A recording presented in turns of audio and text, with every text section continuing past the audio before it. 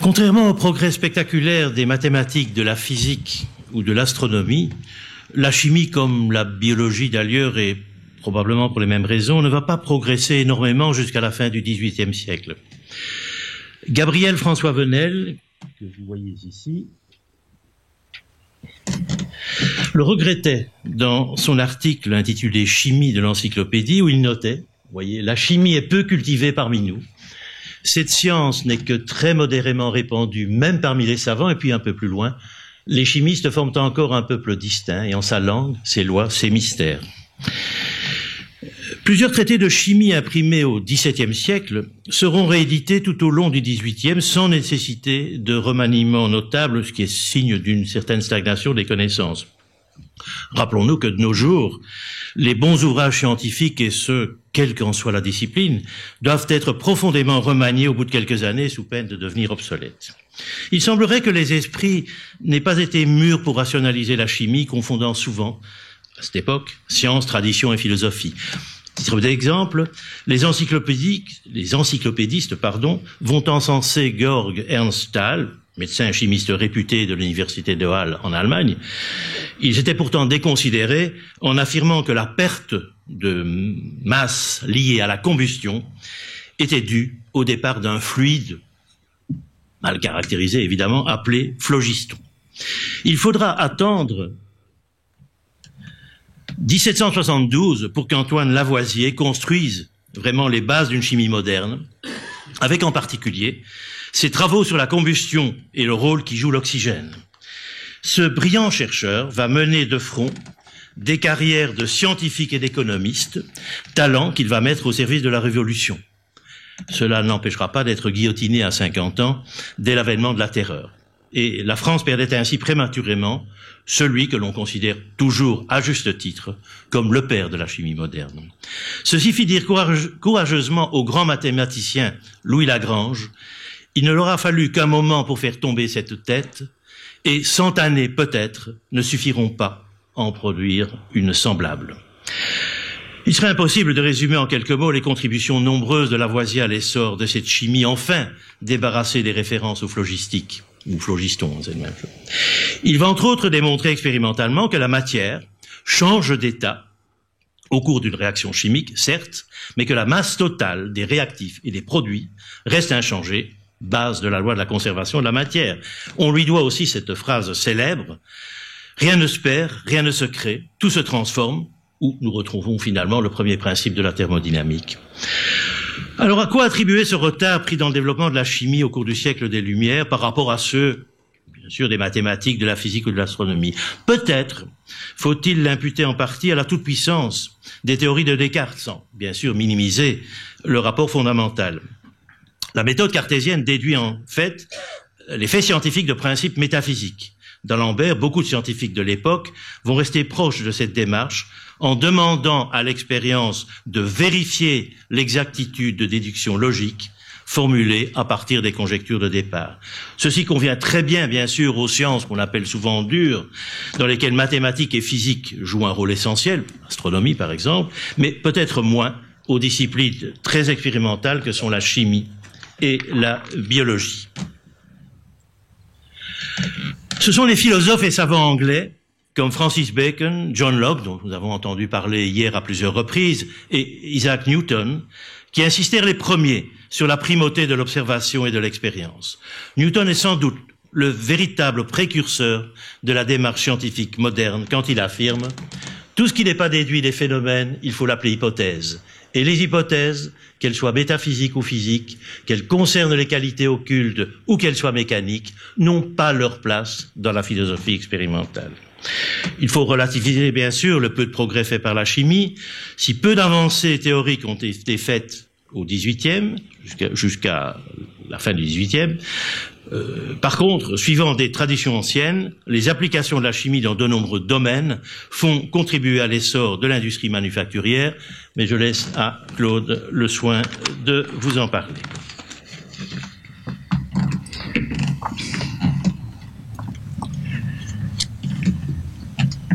Cette chimie pratique ancestrale remonte en fait au Paléolithique, où le rôle du feu était primordial. source de lumière et de chaleur, aussi bien pour la fabrication des armes que pour la cuisson des aliments. Le néolithique vit naître la réaction chimique de transformation, par exemple, de l'ocre jaune en ocre rouge par chauffage. C'est également au néolithique que l'on pratiqua la cuisson de l'argile. Dès 5000 ans avant Jésus-Christ, la métallurgie se développa avec la production de cuivre, de bronze, puis de fer à partir de minerais. Un millénaire plus tard, la trempe fut découverte pour, entre guillemets, durcir le fer. Le laiton fut fabriqué. Durant toute cette période, une chimie domestique vit le jour autour de la teinturerie et de la fabrication des couleurs.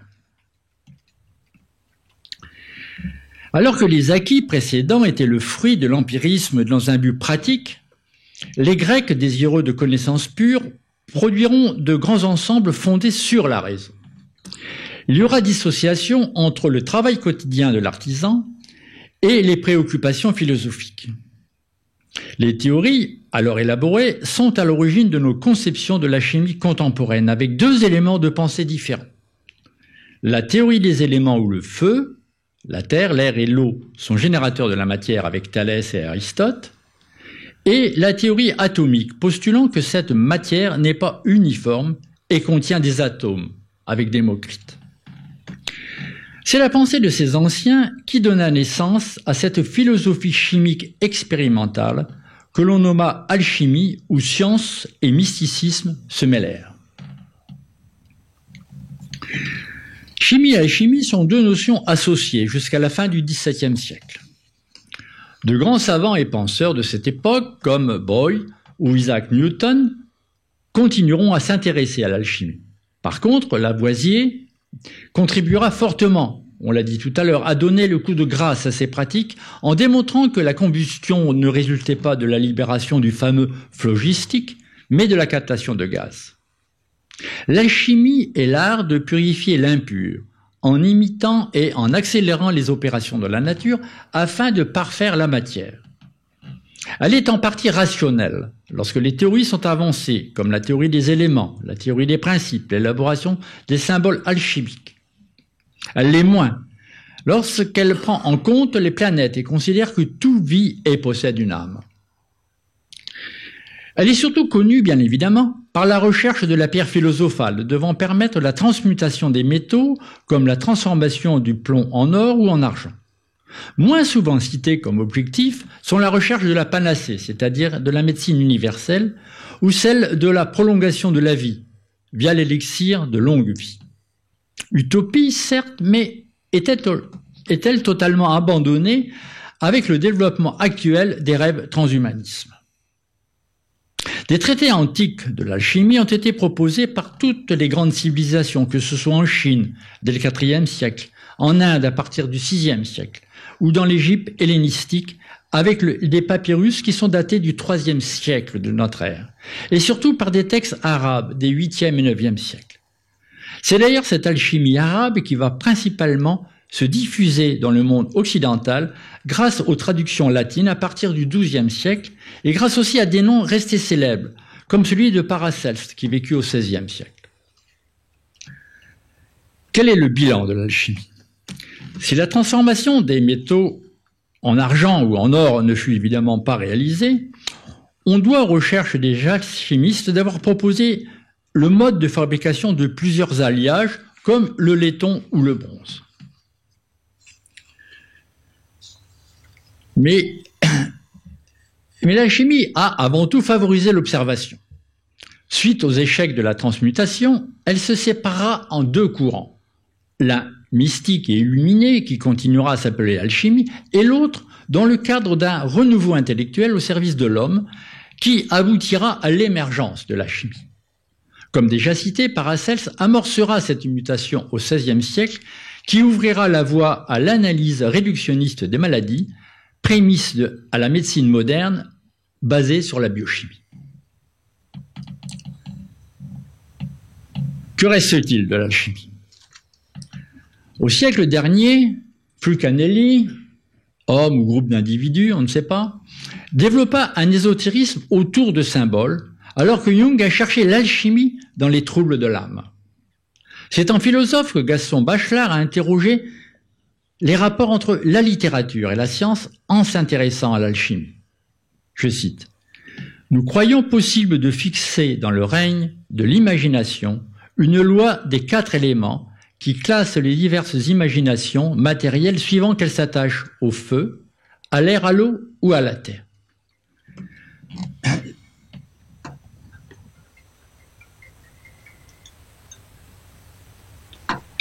Signalons que la physique nucléaire nous a démontré qu'il était possible de transformer certains éléments, comme lors de la réaction de fission nucléaire où l'uranium-235, qui en absorbant un neutron libre, deviendra l'uranium-236 qui lui-même se désintégrera en produisant des éléments plus légers comme le barium et le krypton, et également de l'énergie.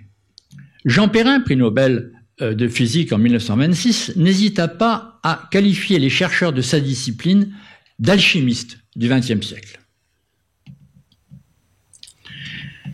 L'alchimie a été jusqu'à récemment un sujet qui a préoccupé les chimistes, tel Marcelin Berthelot, spécialiste de la chimie organique de synthèse.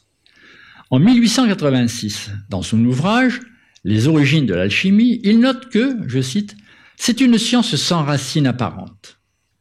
Les savants et les philosophes s'y mêlent et s'y confondent, sans sortir de l'état de doctrine occulte et persécutée. »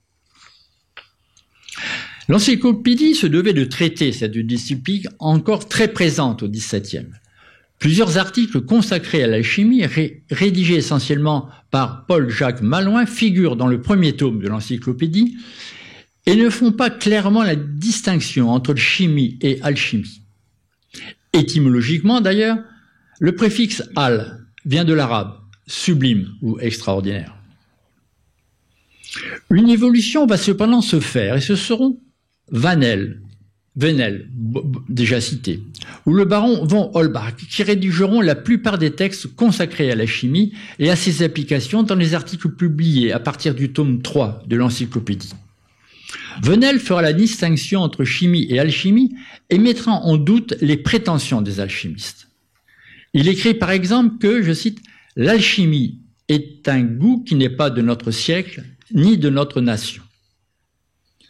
Plusieurs chimistes français, et montpelliérains en particulier, vont avoir une renommée importante. En voici quelques portraits.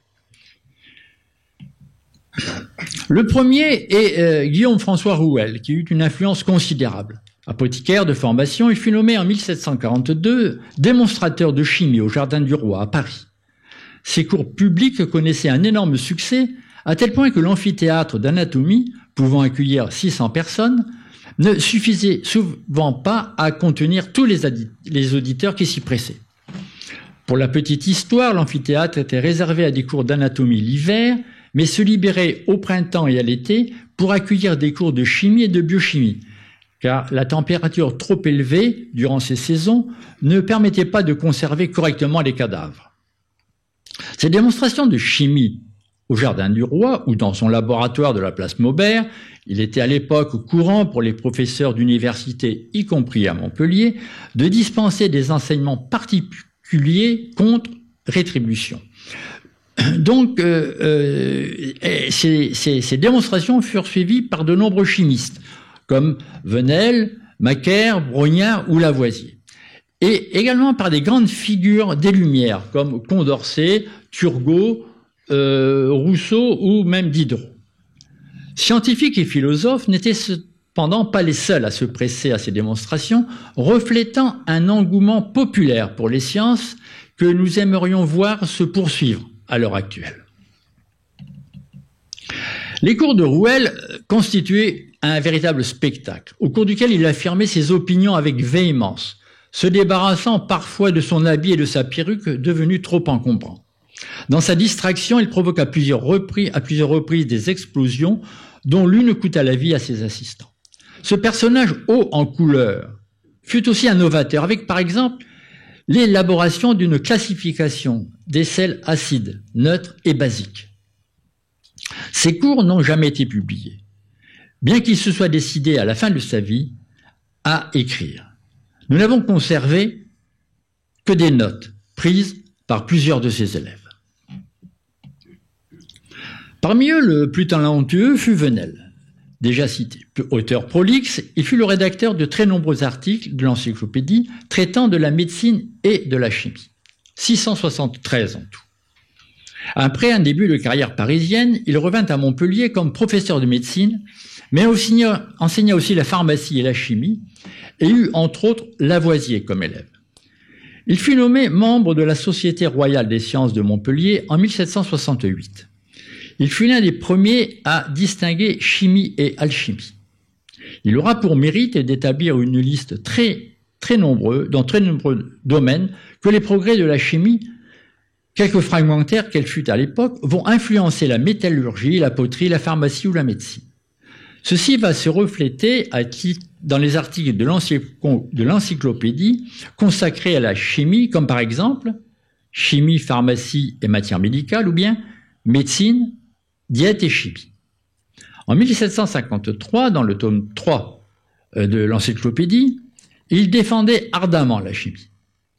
Je cite, « Il est clair que la révolution qui placerait la chimie dans le rang qu'elle mérite, qui la mettrait au moins à côté de la physique calculée, que cette révolution, dis-je, ne peut être opérée que par un chimiste habile, enthousiaste et hardi, qui, se trouvant dans une position favorable et profitant habilement de quelques circonstances heureuses, saurait réveiller l'attention des savants, d'abord par une ostentation brillante, par un ton décidé et affirmatif, et ensuite par des raisons si ses premières armes avaient entamé le préjugé.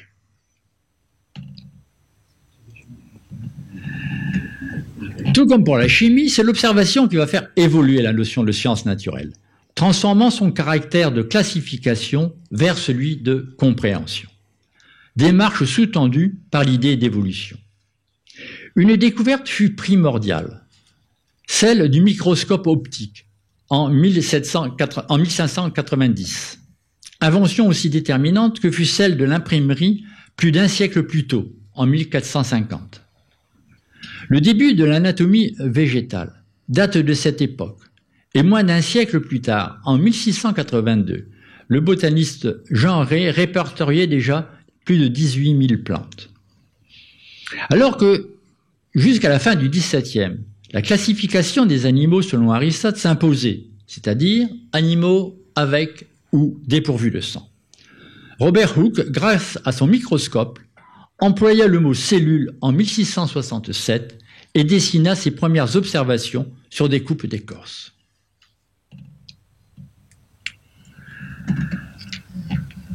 Qu'étaient les sciences du vivant au XVIIe et XVIIIe siècle? Tout comme pour la chimie engluée dans des traditions, la scolastique, les croyances inspirées de la tradition biblique, la pensée des scientifiques généraient des hypothèses stériles, d'incroyables stupidités, entrecoupées d'éclairs de génie, mais qui sclérosaient la connaissance. Le brassage des idées encyclopédiques a permis à l'esprit humain de devenir plus exigeant en pratiquant l'observation directe, l'expérimentation et le perfectionnement des méthodes. Les manipulations chimiques issues de l'alchimie ont certainement favorisé ces courants de pensée.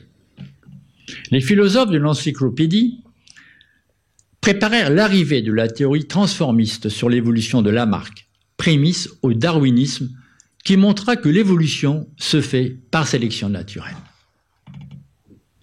Ces méthodes expérimentales ont diffusé jusqu'en médecine.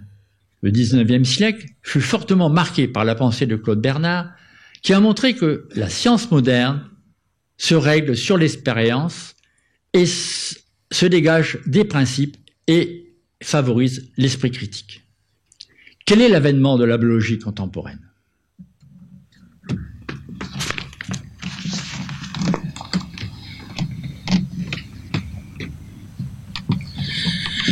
Bien. Alors, libéré donc des concepts alchimiques et du vitalisme, forte de la méthode expérimentale et dotée d'outils plus performants comme le microscope, la biologie va donc pouvoir se développer très rapidement. Alors, bien sûr, tous les détails du fonctionnement d'un organisme vivant ne nous sont pas encore connus, mais nous avons progressé de manière spectaculaire dans leur connaissance et particulièrement au XXe siècle. crois qu'on peut désormais affirmer qu'une cellule, dont voici, donc voilà ici une image prise en microscopique électronique, ça c'est une bactérie. Une cellule est une véritable usine chimique obéissant aux lois de la chimie et aux lois de la physique. Alors vous avez ici un éclaté d'une bactérie, et puis ici un petit schéma vraiment très simpliste d'une cellule qui est cette fois une cellule animale, beaucoup plus compartimentée que les cellules bactériennes, avec voilà des centres de production d'énergie qui sont les mitochondries, le site de stockage et des premières étapes d'expression de l'ADN qui est le noyau, et puis le site d'assemblage des protéines, et ensuite évidemment de nombreux échanges contrôlés entre l'intérieur et l'extérieur au niveau de la membrane. Les cellules végétales, puis on parle d'efficacité chimique. Une cellule végétale est assez extraordinaire en termes d'autonomie. Elle est capable de synthétiser des centaines de molécules très complexes, qu'on appelle des macromolécules, à partir d'éléments très simples, de l'eau, du CO2 et de l'azote réduit, en utilisant comme seule source d'énergie la lumière solaire. Alors nos cellules nous sommes un peu plus dépendants de notre environnement, qui devra entre autres nous procurer des vitamines, des acides aminés essentiels, mais nous n'en sommes pas moins capables d'effectuer de manière parfaitement coordonnée, contrôlée, la synthèse de très nombreux composés chimiques.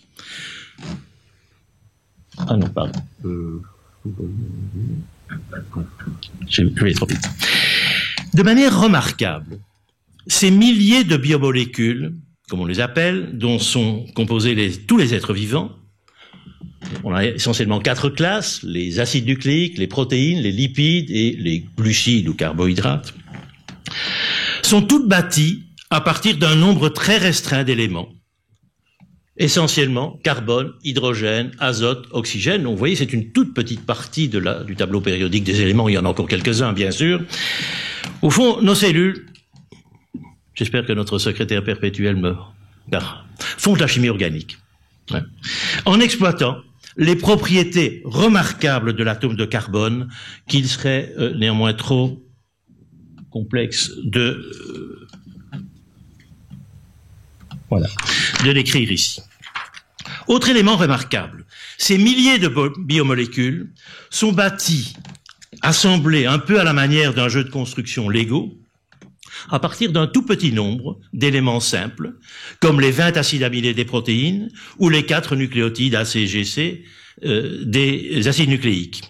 Alors pour vous montrer très schématiquement bien sûr comment ça se passe, voilà ce qui se passe pour une protéine. Les acides aminés constitutifs vont être assemblés, vont s'enchaîner les uns aux autres selon un plan déterminé génétiquement pour former ce qu'on appelle la structure primaire. Puis vous allez avoir plusieurs étapes de repliement qui vont amener à la structure tridimensionnelle de cette protéine. C'est cette structure complexe qui assure à la protéine ses propriétés biologiques, sa spécificité, sa capacité à interagir avec d'autres composés cellulaires. Alors, bien sûr, pour y arriver, il aura fallu des progrès technologiques dans l'élaboration des moyens d'observation. Ça a été déterminant. Par exemple, dans le cas qui nous occupe ici, ce sont des technologies issues de la physique, comme la diffraction des rayons X, qui ont été essentielles pour pouvoir déterminer la structure des protéines. Et vous avez ici un document un petit peu historique, c'est Max Perutz, prix Nobel de chimie en 1962, qui a été le premier à déterminer la structure d'une protéine complexe comme celle de l'hémoglobine. Et vous voyez ici qu'à l'époque, il n'y avait pas de moyens informatiques. Des données qui étaient des données extrêmement complexes devaient être collationnées pour créer ces petits modèles, si vous voulez, assemblés à partir de bouts de ficelle. Enfin, bon, bien sûr, l'informatique permet d'accélérer fortement ceci. Alors, dans un autre domaine, la microscopie va aussi permettre des avancées considérables que je vais brièvement vous illustrer ici. S'appuyant sur les avancées de la physique, de la chimie, de l'informatique, nos microscopes actuels, vous en voyez un exemple ici, n'ont plus rien à voir, bien sûr, avec les premiers microscopes optiques. Ils ont des pouvoirs de résolution très supérieurs à ce que nous avions alors au microscope de Hooke dont vous a parlé Claude Bally. La microscopie électronique la microscopie de fluorescence nous permet de visualiser maintenant avec beaucoup de détails l'architecture des cellules et les progrès continus. Alors, je vais pas résister à la tentation de vous montrer quelques images. Voilà une image prise en microscopie électronique dont vous aurez deviné ce qu'elle représentait. C'est vraiment la vie, puisque c'est un spermatozoïde qui est en train de pénétrer dans une ovule. Alors ici, ça, ce sont des documents qui sont des documents tout à fait actuels. En fait, pour vous montrer que les choses continuent à évoluer. Eric Betsick et deux autres chercheurs ont été récompensés par un prix Nobel de chimie en 2014, c'est donc tout près de nous, pour la mise au point de microscopes de fluorescence à très haute résolution, qui permettent de descendre largement en dessous de la limite que l'on croyait infranchissable des 0,2 microns. Un micromètre, c'est donc un millionième de mètre, pour vous donner l'échelle. Alors, qu'est-ce qu'on vous a représenté ici? Vous voyez, donc l'échelle vous est représentée ici, est ici. En fait, c'est une membrane, ce n'est pas la membrane d'une cellule, c'est beaucoup plus petit qu'une cellule. En fait, c'est un petit organite intracellulaire qu'on appelle un lysosome. À la limite, ça n'a pas d'importance. Avec un microscope à fluorescence classique, ceux que l'on a maintenant dans tous nos laboratoires pratiquement, vous voyez qu'on voit très clairement une membrane, mais on ne devine pas beaucoup de détails. Voilà ce qui est obtenu avec le microscope à très haute résolution. Vous voyez beaucoup plus de détails, et c'est beaucoup plus évident encore si on a, avec cet éclaté de cette zone. Regardez quelle différence, tous les détails qui sont observés ici. En fait, on peut dire maintenant qu'on n'en est plus à l'époque du microscope, mais qu'on fait de la nanoscopie. Donc, l'évolution est extrêmement rapide. Plus près de nous encore, un prix Nobel de chimie a été attribué cette année, en 2017, à Jacques Dubochet et deux autres chercheurs pour leurs travaux sur la cryomicroscopie électronique. Je crois que, voilà, ça c'est quelque chose de tout à fait enthousiasmant, c'est que, avec l'avancée des moyens technologiques, les connaissances ne font qu'avancer rapidement. Alors je reviens maintenant à ce potentiel chimique extraordinaire des êtres vivants. Mais c'est à la base, évidemment, de l'essor considérable des biotechnologies, et ceci depuis quelques années. Revenons un peu à l'histoire. Certes, des boissons fermentées ont été produites bien avant notre ère, en Mésopotamie, en Égypte, en Chine, mais il faudra attendre Louis Pasteur au XIXe siècle pour attribuer une base scientifique à la fermentation, y préciser bien sûr le rôle des micro-organismes et assurer les développements, les applications industrielles de ces processus de fermentation qui, comme vous le savez, sont nombreux. Un autre pas va être franchi avec la découverte du rôle de l'ADN comme support de l'hérédité. Ça va donner naissance à la fin des années 40 à la génétique moléculaire, de nombreuses découvertes, d'importants développements technologiques, par exemple les stratégies de plus en plus performantes de séquençage des génomes ou de clonage des gènes vont se succéder à partir des années 70. Elles vont permettre d'utiliser des cellules, des organismes unicellulaires, des levures ou des bactéries, des cellules animales, en culture, ou même des organismes pluricellulaires comme des plantes, pour produire des molécules très variées qu'il aurait été difficile et coûteux, voire impossible de synthétiser chimiquement. Il serait évidemment trop long et hors sujet d'en faire ici un inventaire détaillé, mais citons des protéines thérapeutiques comme l'insuline, des anticorps utilisés dans le traitement des cancers, ou encore les acides nucléiques qui commencent à être utilisés dans de nombreux diagnostics et en thérapie génique. Alors, de manière très simplifiée, bien sûr, voilà le principe dans le cas de l'insuline. Alors, ce qu'on fait, c'est que donc on va isoler le gène, le gène de l'insuline de sa cellule d'origine, donc d'une cellule humaine. Et puis, on va réintroduire ce fragment d'ADN avec ce qu'on appelle un vecteur approprié dans une cellule où l'insuline va être produite. Bon, dans les premiers travaux, ça a été fait dans une cellule bactérienne. Maintenant, on produit de l'insuline recombinante dans des cellules animales. On a créé là un OGM, c'est un organisme génétiquement modifié. Ceux qui n'aiment pas les organismes génétiquement modifiés feraient mieux, s'ils sont diabétiques, de plus se faire soigner. Bon, alors, on peut alors à partir de ces cellules qui vont être produite à grande échelle, extraire l'insuline, et c'est cette fois de l'insuline humaine, c'est ce qu'on fait maintenant, bien sûr, qui vont être injectés aux patients.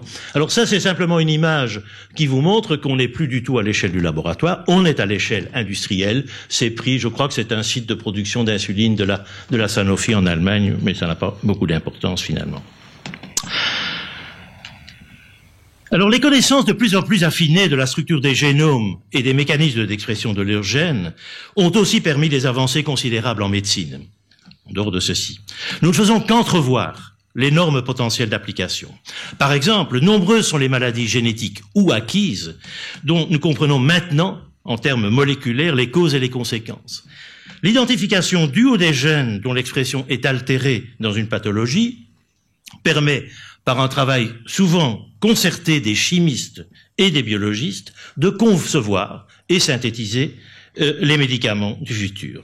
Si par exemple l'altération responsable d'une pathologie réside dans la structure d'un gène, il sera bientôt possible de remplacer in situ la région mutée ou manquante par son homologue fonctionnel. C'est ce que permettent déjà de faire avec beaucoup de précision, au moins sur des modèles animaux, des enzymes nouvellement découvertes qui agissent comme de véritables paires de ciseaux moléculaires. Les applications de la biotechnologie sont cependant loin de se limiter à la médecine.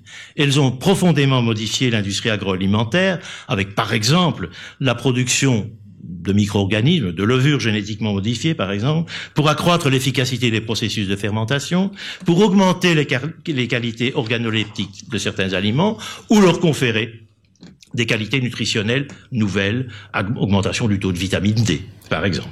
Dans l'agriculture, bien sûr, la modification du patrimoine génétique de nombreuses plantes permet de remplacer herbicides et pesticides, en dépit des réticences, on le sait, engendrées par l'utilisation d'organismes génétiquement modifiés. La fermentation des biomasses, vous voyez ici quelques sources de biomasse, permet effectivement de valoriser les déchets de différentes origines. Ça, c'est très important. Et cela a donné lieu à d'importantes applications industrielles. Ça continue à faire l'objet de nombreuses recherches. Vous voyez ici que dans le schéma qui est ici, des biocarburants, du biogaz, mais aussi des composés chimiques utilisés dans de nombreux procédés industriels comme l'acide citrique, sont produits actuellement, pour une large part, par conversion microbienne de biomasse. Alors l'extraordinaire diversité des micro-organismes, dont beaucoup ne sont d'ailleurs toujours pas connus, leur capacité à s'adapter à des environnements très divers, jusqu'aux plus extrêmes, et la possibilité d'utiliser les ressources de la génétique pour en optimiser, voire modifier les propriétés, permettent d'affirmer que nous ne sommes encore qu'au début de leurs nombreuses applications. Beaucoup disent que si le XXe siècle a été celui des développements de la physique, le XXIe sera celui des développements liés aux sciences de la vie au sens large. Alors bien sûr, les craintes suscitées par les applications des sciences du vivant ne nous ont pas quittés. Tout le débat autour des OGM est bien lié à ceci, mais il est finalement plus médiatique que scientifique au sens vrai. N'oublions pas quand même que la plupart des plantes ou des animaux d'élevage dont nous nous nourrissons quotidiennement sont les produits de multiples greffes et de multiples croisements, processus au cours desquels se sont faits d'importants transferts de matériel génétique. De plus, cette notion de l'immuabilité de nos génomes est dépassée. Nous savons tous qu'il y a une grande plasticité. Et donc, bien qu'il faille évidemment rester prudent, nous rejoindrons Jean-Marie Lehn, prix Nobel de chimie, quand il dit « Il ne faut pas occulter les bienfaits de la science et de ses applications, elle contribue à résoudre les problèmes de l'humanité. » Alors, pour terminer, et je ne serai pas très original là, il est évidemment important, comme souligné à plusieurs reprises, de souligner encore la contribution fondamentale de l'encyclopédie et ne pas banaliser son message, celui du principe du libre examen. En particulier, voilà une formulation du principe du libre examen par Poincaré, mais ça reprend bien sûr ce qui était dit dans l'encyclopédie. Alors ce message, en fait, je l'ai entendu, je termine, je l'ai entendu régulièrement à l'Université libre de Bruxelles, où j'ai fait mes études. Cette université, bien plus jeune que notre université de Montpellier, a été fondée en 1834 par le juriste Theodor Verhagen pour assurer un enseignement qui repose qui répandent la philosophie des Lumières. Et le premier article, qui est là, des statuts de l'université, énonce ce principe du libre examen. L'Université libre de Bruxelles fonde l'enseignement et la recherche sur le principe du libre examen. Celui-ci postule en toute matière le rejet de l'argument d'autorité et l'indépendance du jugement. Eh bien, ceci nous était rappelé solennellement par le recteur de l'université lors de chaque rentrée académique. Et peut-être faudrait-il, à une période où on se rend compte que l'intolérance religieuse, l'obscurantisme refont surface, peut-être faudrait-il le rappeler un peu plus souvent à nos étudiants. Je vous remercie.